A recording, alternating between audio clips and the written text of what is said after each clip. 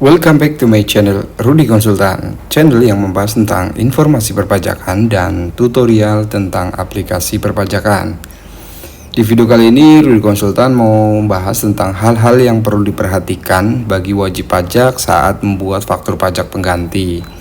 Kita kan kerap kali ya membuat faktur pajak pengganti ketika faktur pajak itu ada kesalahan penulisan ataupun yang lainnya ya. Nah, kita akan bahas nih dalam hal-hal yang perlu diperhatikan. So, sebelum gue lanjut, untuk teman-teman yang mungkin baru lihat channel ini, jangan lupa klik tombol subscribe, jangan lupa teman-teman nyalain juga loncengnya agar teman-teman tidak ketinggalan informasi terupdate dari Rudy Konsultan. Dan jika teman-teman juga butuh jasa konsultan pajak, teman-teman juga bisa hubungi nomor WhatsApp kami yang tertera di profile channel kami. Ini saya kutip dari ddtcnews.co.id ya, bahwa ada hal-hal yang perlu diperhatikan saat wajib pajak membuat faktur pajak pengganti. Nah, pengusaha kena pajak bisa melakukan pembetulan atau penggantian faktur pajak apabila keliru dalam pengisian sehingga tidak membuat keterangan yang benar atau yang lengkap dan jelas dengan cara membuat faktur pajak pengganti.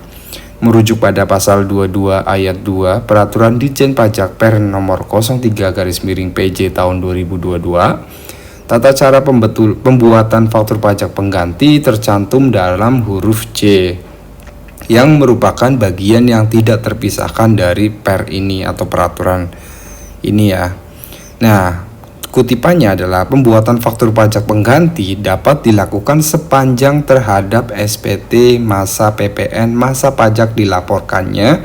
Faktur pajak pengganti dimaksud masih bisa disampaikan atau dilakukan pembetulan. Yaitu bunyi dari pasal 24 ayat 2 dikutip pada hari Kamis ya. Nah, berikut ketentuan yang perlu diperhatikan dalam membuat faktur pajak pengganti, yaitu untuk yang pertama, atas permintaan PKP pembeli. Jadi misalnya ada kekeliruan terus kemudian si pembeli minta dibuatkan faktur pajak pengganti, PKP yang membuat faktur pajak dapat membetulkan faktur pajak yang salah dalam pengisian dalam cara membuat faktur pajak pengganti memakai aplikasi yaitu e-faktur. Terus kemudian untuk poin yang kedua, yaitu pembuatan faktur pajak pengganti dapat dilakukan sepanjang terhadap SPT masa pajak yang dilakukan faktur pajak pengganti atau yang diganti masih dapat disampaikan atau dilakukan pembetulan sesuai dengan ketentuan perpajakan. Jadi mau nerbitin faktur pajak pengganti, pastikan dulu masih bisa dilapor ya. Terus kemudian untuk yang ketiga, pembetulan faktur pajak yang salah dalam pengisian atau penulisan tidak diperkenankan dilakukan selain dengan cara pada angka pertama. Terus kemudian untuk poin yang keempat, yaitu pembuatan faktur pajak pengganti dilaksanakan sesuai dengan tata cara dan lampiran huruf B dan huruf C per 03 PJ 2022.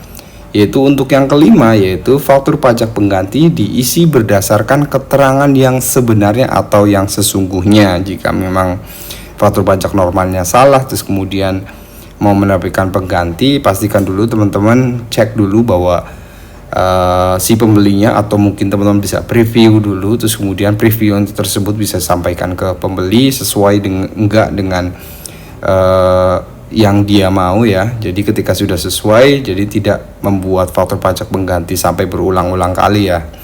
Terus kemudian yang keenam, yaitu nomor seri faktur pajak pengganti tetap menggunakan nomor seri faktur pajak yang sama dengan faktur pajak yang normal ya.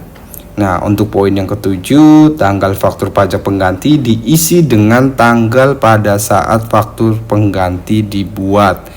Jadi di sini tanggal faktur pajak pengganti diisi dengan tanggal pada saat faktur pajak pengganti dibuat. Jadi misalnya faktur normalnya di tanggal 1, terus kemudian faktur pajak penggantinya mungkin di tanggal 7 ya, atau tanggal 8 gitu, itu bisa dibuat.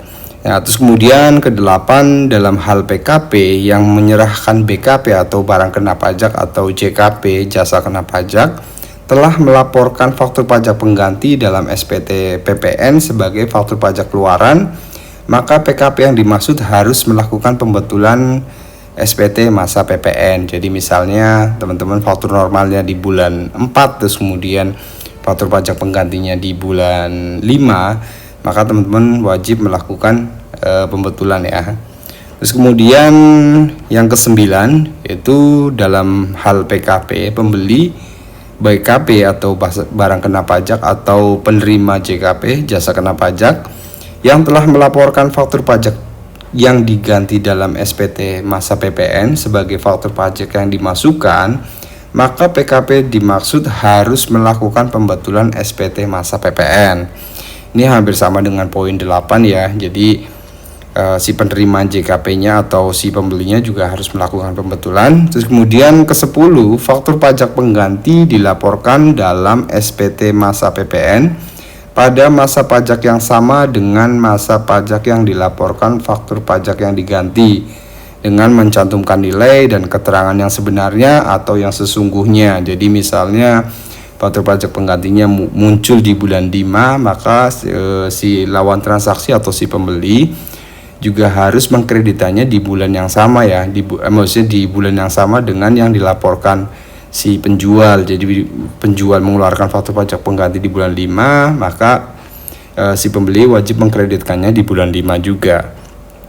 Terus kemudian yaitu untuk poin yang ke-11 yaitu pelaporan faktur pajak pengganti dalam SPT masa PPN harus mencantumkan kode dan nomor seri faktur pajak yang diganti pada kolom yang telah ditentukan dalam formulir masa PPN. Jadi untuk sini yaitu mungkin teman-teman perlu pelaporan pengganti harus mencantumkan kode atau nomor seri faktur pajaknya ya. Jadi itu adalah ada 11 ya ketentuan ketika teman-teman mau melakukan pembuatan faktur pajak pengganti. Ada 11 ketentuan yang harus dipenuhi atau mungkin harus dipenuhi di faktur pajaknya. So sebelum gua closing, untuk teman-teman yang mungkin rasa video ini bermanfaat, tidak ada salahnya share ke teman-teman kalian agar informasi yang saya sampaikan bisa tahu orang banyak dan bisa lebih bermanfaat lagi untuk orang banyak. Untuk teman-teman yang mungkin belum klik tombol subscribe, jangan lupa klik tombol subscribe. Dan jika teman-teman juga butuh jasa konsultan pajak berkaitan dengan pelaporan pajak orang pribadi, badan, ataupun PT, dan lain-lain, teman-teman bisa hubungi nomor WhatsApp kami yang tertera di profil channel kami. Terima kasih sudah menonton, sehat-sehat selalu teman-teman, dan sampai jumpa.